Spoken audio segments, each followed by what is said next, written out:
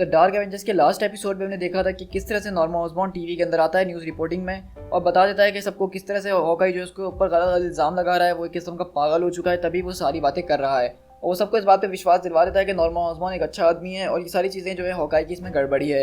और यहीं से दूसरी तरफ हमने देखा था कि एलए के अंदर हम देखते हैं कि एटलांटियन जो होते हैं एक बहुत बड़ी इन्वेजन टाइप शुरू कर देते हैं और वहाँ पे एलए के अंदर बहुत सारे लोगों को मारना शुरू करते हैं और एक बहुत बड़ी टाइडल वेव लेकर आ जाते हैं। और वहीं पे हम देखते हैं कि नॉर्मन ऑसबॉर्न अपनी टीम को तैयार करता है उनसे लड़ने जाने के लिए।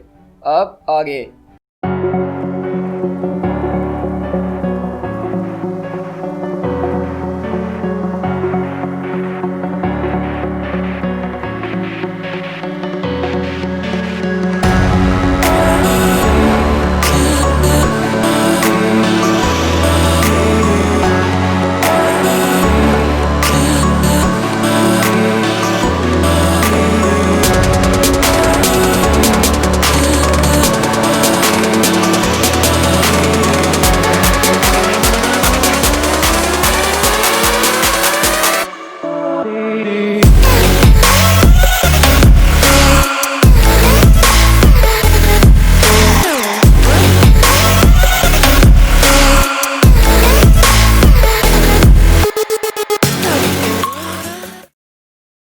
हम यहाँ से न्यूयॉर्क के अंदर एवेंजर्स टावर के पास शिफ्ट होते हैं, जहाँ हम देखते हैं कि समंदर से निकलते हुए नेमोर जो है बहुत ज़्यादा स्पीड से उड़ते हुए एवेंजर्स टावर की तरफ जा रहा होता है।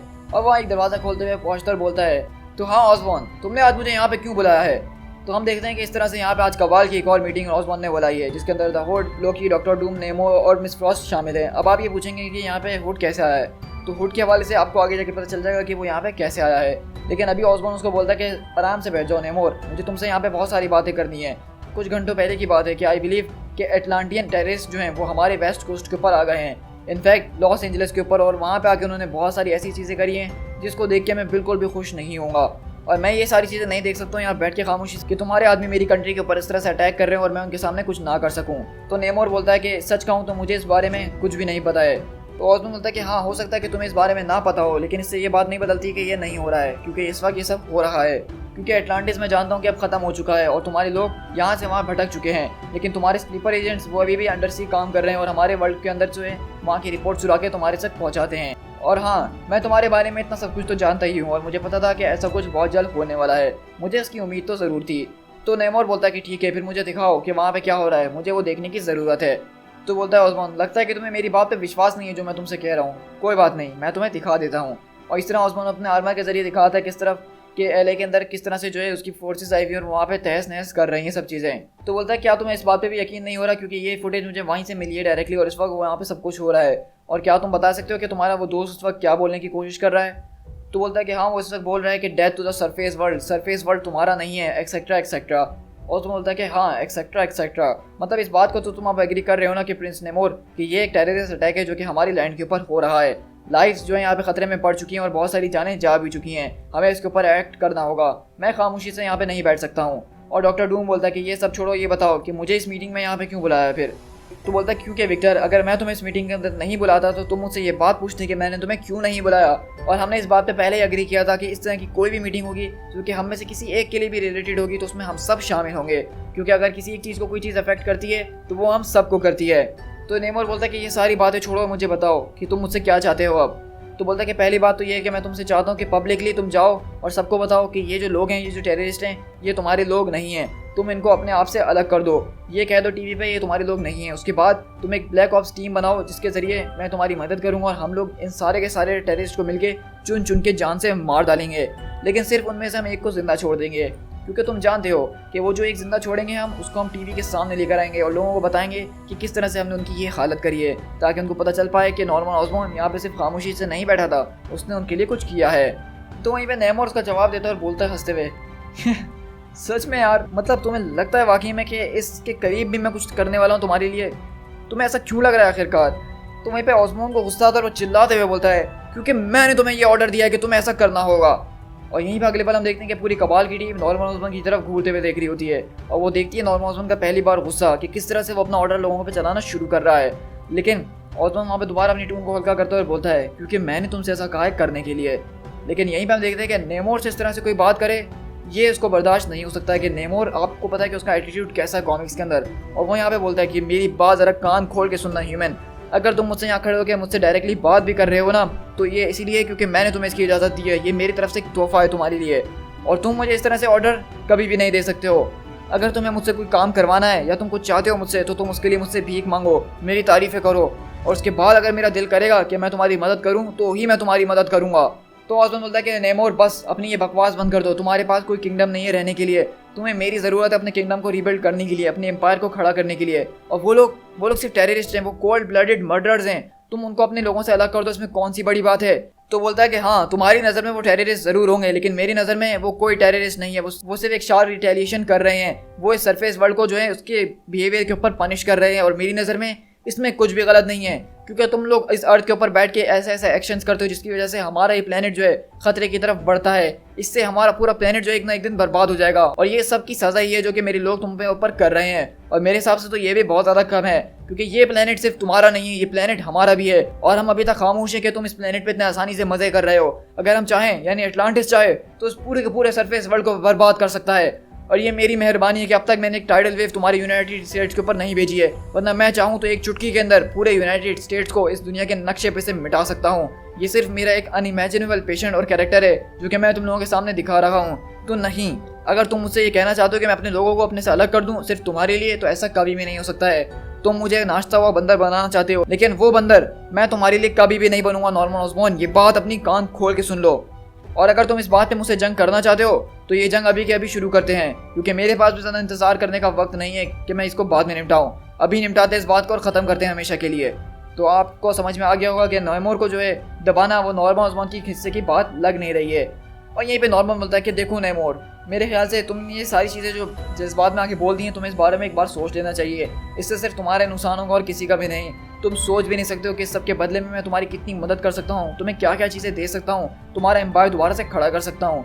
मेरे ख्याल से तुम्हें इस बारे में दोबारा सोचना चाहिए। और ऑसबॉर्न यहाँ से गुस्से में वो कमरा छोड़ के चले जाता है। तो मिस फ्रॉस्ट बोलती हैं, क्या हम यहाँ से चले जाएँ, अब ये मीटिंग ख़त्म हो गई है। और हम देखते हैं कि लोकी यहाँ पे जो है मुस्कुराते हुए उसकी तरफ देख रही होती है, क्योंकि लोकी का तो फाइनली मिशन ही यही है कि वो किसी तरह नॉर्मन ऑसबॉर्न को यहाँ से हटा दे, उसका दिमाग ख़राब कर दे। और वो देख रही है कि आहिस्ता आहिस्ता नॉर्मन ऑसबॉर्न जो है उसका दिमाग ख़राब होते ही जा रहा है। और इसी तरह हम लोग यहाँ से एवेंजर्स के ब्रेकफास्ट के ऊपर शिफ्ट होते हैं, जहाँ पे सारे एवेंजर्स बैठ के नाश्ता कर रहे होते हैं। और यहाँ पे बोलता है कि काफ़ी हटी हुई होती है विक्टोरिया हैंड से, क्योंकि उसने उसको सुबह सुबह उठा जो दिया होता है। और बोलती है कि ठीक है, ये सब छोड़ो हॉकाई, लेकिन ये बताओ कि नोवार कहाँ है, वो एलियन, वो मार्वल बॉय आखिरकार है कहाँ। तो कार्गन बोलता है कि ज़रा एक मिनट, वो नोवार जो लड़का है वो एलियन है? मुझे तो इस बारे में अभी तक पता ही नहीं था। तो बोलती है कि हाँ खैर, वो जो कोई भी है, लेकिन ये बताओ कि वो कहाँ है। तो बुलजाई बोलता है मिस मार्वल की तरफ देखते हुए कि वो अपने कमरे में तो नहीं है। तो विक्टोरिया बोलती है कि ठीक है, अगर वो अपने कमरे में नहीं है तो फिर किसके कमरे में है, वो कहाँ है। तो मिस मार्वल बोलती है कि मुझे भी इस बारे में नहीं पता कि वो कहाँ है। तो विक्टोरिया बोलती है कि मेरे ख्याल से एक आखिरी तुम ही जिंदा इंसान हो जिसने उसको देखा था। तो बोलती है कि मुझसे ऐसे बात करने की तुम्हें कोई ज़रूरत नहीं है साइको। तो विक्टोरिया का भी गुस्सा आता है और बोलती है कि मैंने तुम लोगों से पूछा कि वो गया तो गया कहाँ। तो मिस मार्वल बोलती है कि मुझे क्या पता वो कहाँ गया, वो चले गए इस बिल्डिंग से, मतलब उसको इसकी तो इजाज़त देना, हम कोई प्रिजनर्स तो नहीं है ना। तो बोलती है कि हाँ हम कोई प्रिजनर्स नहीं है, लेकिन मैं सिर्फ ये जानना चाहती हूँ कि वो गया है तो कहाँ गया है। तो बोलती है कि वेल इस बारे में मुझे नहीं पता है। और इसी तरह हम देखते हैं कि यहाँ पे विक्टोरिया और मिस मार्वल के बीच थोड़ी बहुत बहस शुरू हो जाती है, जिससे वो बोलती है कि देखो तुम मेरे ऊपर ऐसा ऑर्डर चलाने की तुम्हें बिल्कुल भी ज़रूरत नहीं है, मैं तुमसे बिल्कुल भी इंप्रेस नहीं हो रही हूँ। तो विक्टोरियन बोलती है कि वेल मैं तुम्हारी बॉस हूँ और अगर मैं चाहूँ तो तुम्हें सारी ज़िंदगी के लिए एक लॉकअप में बंद कर सकती हूँ। अब क्या तुम मुझसे इंप्रेस हो गई हो। लेकिन इतनी देर में हम देखते हैं कि यहाँ से नॉर्मन ऑसबॉर्न आता है और बोलता है क्या सब यहाँ पे मौजूद हैं। तो विक्टोरिया बोलती है कि एरीज जो है अभी अपने घर से वापसी लौट कर आ रहा है। तो ऑसबॉर्न बोलता है कि मैंने तुमसे कहा था कि एरीज को बोलो इस बिल्डिंग के अंदर ही रहे, अपने घर जाने की उसको बार बार कोई ज़रूरत नहीं है। तो विक्टोरिया बोलती है कि हाँ आपने कहा तो था, लेकिन वो एक गॉड है, गॉड ऑफ वॉर, और एग्जैक्टली आप मुझे बताइए कि मैं उसको इस बात के लिए कैसे मनाऊँ। तो ऑसबॉर्न बोलता है कि ठीक है ये बताओ कि नोवार कहाँ है। तो बोलती है कि उसके बारे में मैं नहीं पता कि वो कहाँ गायब हो गया है। तो ऑसबॉर्न बोलता है कि ये भी नहीं है, वो भी नहीं है, ये नहीं है, वो नहीं है। वेल ये मुझे बताओ कि सेंट्री कहाँ है, मुझे सेंट्री की ज़रूरत है। और पीछे से आवाज़ आती है कि मैं यहाँ पे हूँ, बताओ तुम्हें मेरी क्या ज़रूरत है। और यहीं से हम देखते हैं ऑसबॉर्न बोलता है कि बहुत बढ़िया तुम यहाँ पे हो, अब तुम और मैं जाएंगे लॉस एंजलिस, क्योंकि वहाँ पे कुछ इटालियंस टेररिस्ट आ गए हैं जिन्होंने अमेरिकन सॉइल पर अटैक करने की कोशिश करी और हम दोनों जाके उनको रोकेंगे। तो सेंट्री बोलता है कि सिर्फ हम दोनों, बाकी सब नहीं। तो बोलता है कि हम लोग फर्स्ट वेव हैं, बाकी की वेव पीछे आएगी। और इस तरह डेकन वगैरह सवाल करते हैं तो उसका जवाब देता है कि हम लोग पहले इसीलिए जा रहे हैं क्योंकि हम लोग वहाँ पे पहले पहुँच सकते हैं और तुम लोग पीछे क्वीन जेट में हमारे आओगे और सेकंड वेव का काम करोगे। लेकिन वहीं पे जो है विक्टोरिया बोलती है कि डायरेक्टर ऑसबॉर्न मुझे आपसे बात करनी है। तो बोलते हैं कि नहीं मैं इस वक्त बात नहीं कर सकता हूँ, तुम अपनी क्वीन जेट की टीम को लो और मुझसे कांटेक्ट करो रेडियो के जरिए। तो बोलते हैं कि डायरेक्टर ऑसबॉर्न मुझे आपसे लाजमी बात करनी है। तो ऑसबॉर्न साइड में उसको लेकर आता है और पूछता है कि ऐसी क्या बात हो गई है, तुम मुझसे क्या ज़रूरी बात करना चाहती हो। तो बोलती है कि देखें, आप इस मिशन पे नहीं जा सकते हैं, मैंने आपके ऊपर नज़र रखी हुई है क्योंकि मेरी जॉब का यही हिस्सा है, और आप पिछले कई घंटों से सोए नहीं हैं, कई दिनों से नहीं सोए हैं, जब से आपको ये सारी की सारी पावर्स मिली हैं। देखें, अगर आप इस तरह से काम करते रहेंगे बगैर आराम किए तो आप जो है अपने आप पे से काबू छोड़ देंगे, आपका दिमाग इस तरह से नहीं चल पाएगा जिस तरह से चलना चाहिए, क्योंकि नींद इंसान के लिए बहुत ज़्यादा ज़रूरी है, और आप हर चीज़ को क्रैश कर देंगे, बर्न कर देंगे, और इस तरह सब चीज़ें बर्बाद हो जाएंगी जो आपने हासिल करी हैं। और मुझसे पूछें तो बहुत सारे ऐसे लोग हैं जो इस चीज़ का इंतजार कर रहे हैं। आपने मुझे यहाँ हायर किया ताकि मैं आपकी हेल्प कर सकूँ, आपके एजेंडा को, आपके विजन्स को देख सकूँ, तो प्लीज़ आप मेरी बात मानिए और मुझे अपना काम करने दीजिए। वैसे भी इस अटैक के अंदर कोई इतनी खास बात नहीं है, मेरे हिसाब से तो सेंट्री सबको आपसे पहले निपटा सकता है, अकेले वो भी। तो आपका बहुत बहुत शुक्रिया कि आपने खामोशी से मेरी बात सुनी, और इसका मतलब यही है कि मैं आपकी हाँ समझूँ। तो मेरे हिसाब से हमें सिर्फ सेंट्री को फर्स्ट वेव के अंदर भेज देना चाहिए और इंतजार करना चाहिए रुकिए अगर सेकंड वेव की ज़रूरत पड़ती भी है कि नहीं, क्योंकि मुझे नहीं लगता कि सेंट्री को हमारी ज़रूरत महसूस होगी। तो वो बोलता है कि ठीक है, अगर तुम कहती हो तो मैं यहाँ रुक जाता हूँ। तो बोलती कि वाकई में मुझे लगा नहीं था आप मेरी बात मान जाएंगे। तो उसने बोलता है कि नहीं नहीं, तुम बिल्कुल ठीक कह रही हो बॉब, मेरे ख्याल से तुम्हें अब यहाँ से निकलना चाहिए। और यहीं से हम सेंट्री के निकलने से पहले के मालूमात में शिफ्ट होते हैं, जहाँ पे एवेंजर्स टावर पे खड़ा हुआ ऑसबॉर्न को समझा रहा होता है और बोलता है, क्या तुम मेरी बात समझ रही हो कि मैंने तुमसे क्या करने के लिए कहा है? तो बोलता है कि हाँ बिल्कुल, ये चीज़ मैं आसानी से कर सकता हूँ। तो बोलता है कि मैं तुम्हें सिर्फ वहाँ पे इसलिए नहीं भेज रहा हूँ कि तुम कुछ इनोसेंट्स लोगों का बदला ले सको और उनको जाके मार दो, बल्कि मैं चाहता हूँ कि तुम एग्जैक्टली वहाँ पे जाके अपना गॉड वाला जो रूप है उनको दिखाओ और बता दो कि तुम हो कौन। तो सेंट्री बोलता है कि आप चाहते हैं कि मैं उन सबको वहाँ पे मार डालूँ? तो बोलता है कि हाँ बिल्कुल, मैं चाहता हूँ कि उन सबको तुम इतनी बुरी मौत मारो कि लोग देखते रह जाएं, लेकिन उनमें से सिर्फ एक को जिंदा छोड़ देना। क्या तुम मेरे लिए इतना कर सकते हो? तो सेंट्री बोलता है कि मैं इस बारे में नहीं जानता हूँ कि मैं ये कर सकता हूँ कि नहीं। तो वहीं पे ऑसबॉर्न बोलता है कि मैं तुमसे बात नहीं कर रहा हूँ बॉब, मैं इस वक्त उससे बात करने की कोशिश कर रहा हूँ, क्योंकि मुझे इस वक्त बॉब की ज़रूरत नहीं बल्कि उसकी ज़रूरत है। तो बॉब बोलता है क्या मतलब, क्या तुम उससे बात करना चाहते हो? तो ऑसबॉर्न बोलता है कि हाँ, क्या वो वहाँ पे मौजूद है? तो सेंट्री एकदम घबरा जाता है और बोलता है कि तुम उसकी बात कर रहे हो? तो बोलता है कि हाँ मैं उसकी ही बात कर रहा हूँ, मुझे उससे बात करनी है, क्या वो यहाँ पे मौजूद है इस वक्त? तो सेंट्री बोलता है कि वो तो यहाँ पे हर वक्त ही मौजूद रहता है, मैंने तुम्हें इस बारे में पहले भी बताया था। तो बोलता है कि तुम्हें ये सब करने की ज़रूरत नहीं है बॉब, मैं इस मिशन के ऊपर उसको चाहता हूँ, मैं चाहता हूँ कि वो हमारे सामने आए, क्योंकि इस वक्त मुझे एक ऐसे इंसान की ज़रूरत है जो कि गॉड वाला कहर उन लोगों के ऊपर जाके बरसा है। लेकिन हम देखते हैं कि वहीं पे बॉब की आंखें जो अचानक काली हो जाती हैं और वो बोलता है कि तुमने तो मुझसे कहा था कि यहाँ पे कोई वॉइड नहीं है। लेकिन हम देखते हैं ऑसबॉर्न बोलता है कि मैंने तुमसे कहा है कि मुझे बस वही चाहिए और उन सबको मार डालेना, सिर्फ एक को जिंदा छोड़ना। और इस तरह हम देखते हैं कि यहाँ पे ऑसबॉर्न ने एक तरफ तो उसको मना कर दिया था कि कोई वॉइड नहीं है, वॉइड का इस्तेमाल ना करे, वॉइड का नाम ना ले, लेकिन अब वो खुद अपने फ़ायदे के लिए जो है वॉइड को बुलाना चाह रहा है और उससे बात करना चाह रहा है। तो अब ऑसबॉर्न को समझ रहे हैं कि किस तरह से वो सेंट्री के दिमाग के साथ, जो कि बहुत ही बेचारा सुपर हीरो है, खेलने की कोशिश कर रहा है। और इसी तरह जैसे ही ऑसबॉर्न ने इसको बोला होता है, वो फुल स्पीड से अपने हाइपर स्पीड के साथ पहुंचता है अगले पल एलए, और वहाँ पे जाके देखता है कि शहर की तो बहुत बुरी हालत हो गई है, वहाँ तबाही हो गई होती है। लेकिन वो वहाँ पे कुछ खड़े हुए करीब हेलीकॉप्टर्स की तरफ जाता है जहाँ से ये अटैक हुआ था, और वहीं पे हेलीकॉप्टर्स की मदद से वो उस पानी के अंदर कूदता है, अपनी फुल स्पीड के साथ तैरता हुआ पानी की गहराइयों के अंदर जा रहा होता है। और वो जा रहा होता है वहाँ बिल्कुल अंधेरा होता है, उसको कुछ नज़र नहीं आता। लेकिन जब भी वो आगे बढ़ता है तो उसको नज़र आता है एटलांटिस की एक सिटी, जहाँ पे सारे के सारे एटलांटियंस रहते हैं। और वहीं पे बॉब पहुँचता है अपनी आंखें काली करते हुए, और वहाँ जाके आपको पता है कि अब सेंट्री को जैसा कि उसको एडवाइस किया गया था, वो वहाँ जाके हर एक के ऊपर अंधाधुन अटैक करना शुरू कर देता है। उनके सारे बड़े बड़े मॉन्स्टर्स पूरी फौजों से ऐसे लड़ रहा होता है जैसे वो कुछ है ही नहीं। और वो एटलांटियंस भी देख के घबरा जाते हैं कि आखिरकार ये चीज़ है तो क्या चीज़ है, इसको तो किसी चीज़ का कोई असर ही नहीं हो रहा है। और हम देखते हैं कि सेंट्री की इस वक्त आंखें जो है वो बिल्कुल काली हो गई होती हैं। तो आप समझ गए कि ये सेंट्री नहीं बल्कि दी वॉइड है। और इस तरह हम लोग देखते हैं अगले पल न्यूज़ के अंदर तो सारी चर्चा शुरू हो गई होती है और बताया जा रहा होता है, आप जैसे कि देख सकते हैं कि हमारी नेवी ने बहुत ज़्यादा ढूंढने की कोशिश करी थी उन सारे के सारे टेररिस्ट को, लेकिन वो नाकामयाब रहे। लेकिन एक एवेंजर्स जिसको जाना जाता है सेंट्री के नाम से, वो हमारी समंदर की गहराइयों में गया और एटलांटिन टेररिस्ट के सेल को ढूंढ ही लिया। वहाँ की सारी डिटेल्स तो हमारे साथ शेयर नहीं की गई हैं क्योंकि कुछ सिक्योरिटी रीजन है, लेकिन हमारे पास हैमर की तरफ से एक स्टेटमेंट रिलीज की गई है जिसमें बताया गया है कि सेंट्री जब उनसे वहाँ लड़ने के लिए पहुंचा तो उन्होंने एक सुसाइड बॉम्ब को जो है अनलीश कर दिया। लेकिन उस सब के बीच हमारा सेंट्री जो है एक उनके आदमी को बचा के जिंदा ले आया है और वो इस वक्त हैमर की ऑफिशियल कस्टडी के अंदर है, जिसको इस वक्त हम यहाँ पकड़ के रखेंगे और उससे पूछताछ वगैरह की जाएगी सारे मामले के ऊपर। तो आगे देखिए होता है क्या। और इस तरह हम देखते हैं कि नॉर्मन ऑसबॉर्न ने किस तरह से वॉइड का इस्तेमाल कर एक ज़बरदस्त मिशन में सक्सेस हासिल कर ली। और वो बोलता है कि अगले पल नॉर्मन ऑसबॉर्न खड़ा हुआ कि थैंक यू मिस्टर प्रेसिडेंट, बिल्कुल आप ठीक कह रहे हैं, उसके बगैर तो मैं ये सब कर ही नहीं सकता था। हाँ बिल्कुल, आपका मैसेज मैं ज़रूर उन सबको सुना दूंगा। और इस तरह हम देखते हैं कि वो मिस्टर प्रेसिडेंट उसकी तारीफ वगैरह कर रहे होते हैं और प्रिजनर के हवाले से वो उनको सब कुछ चीज़ें बता रहा होता है।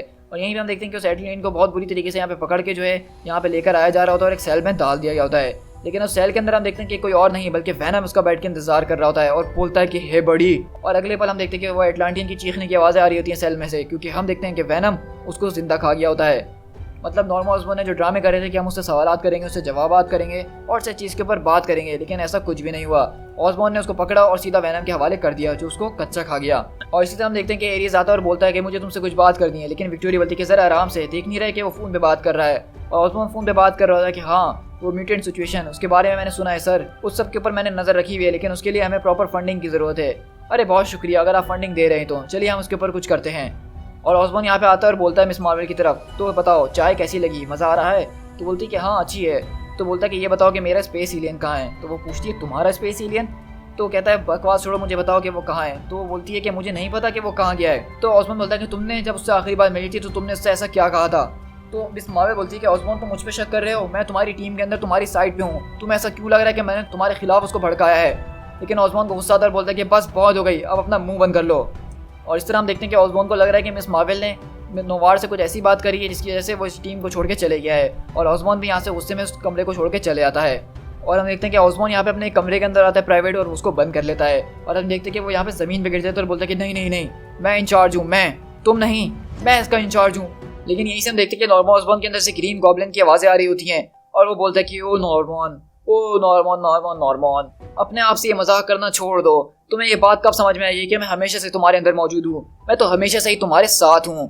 और इस तरह हम देखते हैं कि नॉर्मन ऑसबॉर्न अपने कमरे के अंदर आ गया होता है, उसको अपने आर्मर की ज़रूरत होती है और इसलिए वो आयरन मैन के आर्मर्स के सामने आके झुक जाता है। दी एंड। सो गाइज यहाँ पे हमारा डार्क एवेंजर्स का ये स्टोरी आर्क खत्म होता है, जिसके अंदर हमने सेंट्री के हवाले से कुछ ज़बरदस्त चीज़ें देखी हैं।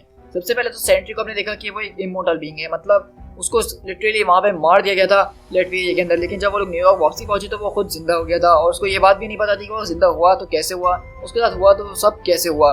लेकिन उसको ये ज़रूर पता था कि उसके दिमाग के साथ कुछ ना कुछ मसला ज़रूर है और अभी भी वो वॉइड वाली सिचुएशन चली रही है।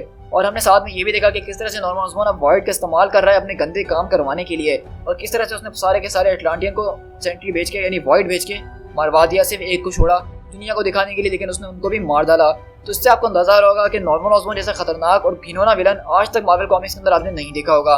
और डार्क रेन का जो इवेंट है इसके अंदर सारी की सारी जो जान आई है वो आई नॉर्मन ऑसबॉर्न के विलन की वजह से है। इसके पास कोई पावर नहीं है लेकिन सिर्फ अपना दिमाग है जिसका वो इस्तेमाल करना बहुत अच्छे तरीके से जानता है और वो बहुत बड़ा डिप्लोमेट है। एक बात को उधर से उधर कैसे करना है वो बहुत अच्छी तरीके से जानता है। लेकिन अभी के लिए आप सबको पता है कि जैसा कि हम अपनी अगली सीरीज की तरफ जाएंगे तो वो हमारी बहुत सारी अलग अलग सीरीज होने वाली हैं, जिसमें हम डार्क एवेंजर्स को भी साथ साथ देखते रहेंगे क्योंकि वो तो हमें हर सीरीज में नजर आते हैं, क्योंकि वो मेन सीरीज है पूरे के पूरे डार्क रेन के इवेंट के अंदर, तो इसलिए वो हमें बार बार नजर आते ही रहते हैं। लेकिन अभी के लिए हम अपनी दूसरी सीरीज की तरफ जाएंगे और उनके ऊपर नजर डालेंगे कि उनकी क्या स्टोरीज चल रही हैं। लेकिन अगली बार हम जब डार्क एवेंजर्स को देखेंगे तो वो एक्स-मैन की एक सीरीज के अंदर देखेंगे, क्योंकि आपको पता है कि अभी हम यहाँ पे बात कर रहे थे लास्ट में कि म्यूटेंट्स के हवाले से कुछ प्रॉब्लम चल रही है, तो वो क्या प्रॉब्लम है हम वो डार्क एक्स-मैन की सीरीज में देखेंगे और उसी के अंदर इसकी टाइन्स आएंगी जो कि डार्क एवेंजर्स की टाइन्स होंगी। तो डार्क एक्स-मैन का जो इवेंट है वो भी बहुत ज़बरदस्त किस्म का एक इवेंट है जो कि इस डार्क रेन के इवेंट के अंदर ही आएगा और उसको भी हम बहुत अच्छे तरीके से सारी टाइम्स के साथ कवर करेंगे। सो गाइस आई होप कि डार्क एवेंजर्स आपकी बहुत ज़्यादा ज़बरदस्त और फेवरेट टीम है, तो उन्हीं के खातिर मैं चाहता हूँ कि इस वीडियो को आप लाइक कीजिए। और इस वीडियो के ऊपर मैं आज पहली बार लाइक टारगेट रखने जा रहा हूँ, जो कि 400 लाइक्स का टारगेट मैं रख रहा हूँ आपके लिए, जो मुझे उम्मीद है कि आप लोग एक ही दिन में पूरा कर ही देंगे। साथ ही साथ कमेंट करके जरूर बताइएगा कि आपकी इस कॉमिक बुक सीरीज के अंदर फेवरेट मूवमेंट कौन सा था, क्या वो वाइड वाला फेवरेट मूवमेंट था या फिर जो एरीज ने बुलसाई के मुंह पे जमाट मारा था वो आपको मोमेंट ज़्यादा पसंद आया, या फिर नेमोर का जो भरम था वो आपको कैसा लगा। तो ये सारी चीज़ें कमेंट में आप मुझे ज़रूर बताया करें ताकि मैं आप लोग के साथ कनेक्ट हो सकूँ। और साथ ही साथ जाने से पहले चैनल को सब्सक्राइब करना तो बिल्कुल भी मत भूलिएगा, ताकि इस तरह की ऑसम सीरीज जब भी मैं अपने चैनल पे अपलोड करूँ, जो कि हम मोस्टली डेली ही करते हैं, तो आपको नोटिफिकेशन उसको फौरन से मिल जाए। So guys this is P Tiger, मिलते हैं किसी और कॉमिक बुक सीरीज के साथ। Till then thank you so much.